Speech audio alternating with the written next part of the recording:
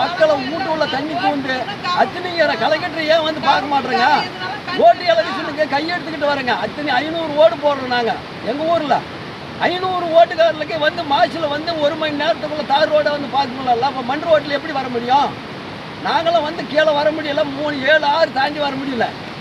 இதை வந்து சீக்கிரம் வந்து எங்களை தலைவரை வந்து பார்க்கறதுல, நம்பருங்க பார்க்கறதுல, ஃபாரஸ்ட்டுக்காரன் ஒரு முள்ளு வெட்டினா ஏன்டா வெட்டுறங்கன்றான். எல்லாம் வாட்சியத்தோட மூடி போச்சு. ரோட்டு மண் ரோடு சதன கட்டுக்கிறத வச்சுங்க. மண் ரோட்டில் கவர்மெண்ட்டில் ஓட்டுங்க. சதன கட்ட முடிஞ்சே ஒருத்தவங்களை வந்து எட்டி பாட்ட மாட்டேங்க அதிகாரிங்க. நாங்கள்லாம் சிரமப்பட்டு ஒரு 100 இன்ஜினுக்கு இப்போ கிணத்து உள்ள இருக்குது. எப்படி பண்ணி மாடுறது? மோட்ரு கிணறு எல்லாம் மாய்ச்சல் 50 ஏக்கர் மாய்ச்சல் போயிடுச்சு. இன்னைக்கு 50 லட்சம் மாய்ச்சல்.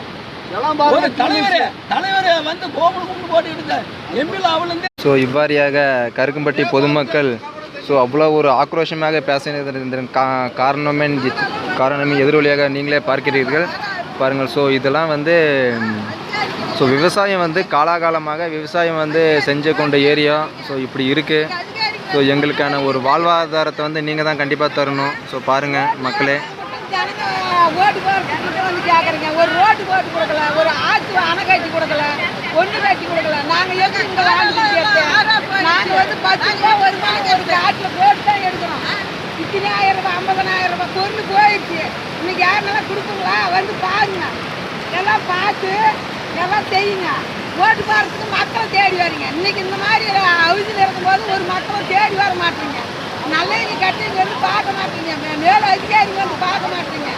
யாரும் வந்து பார்க்கறதில்ல. நாங்கள் எப்படி வாழ்றது?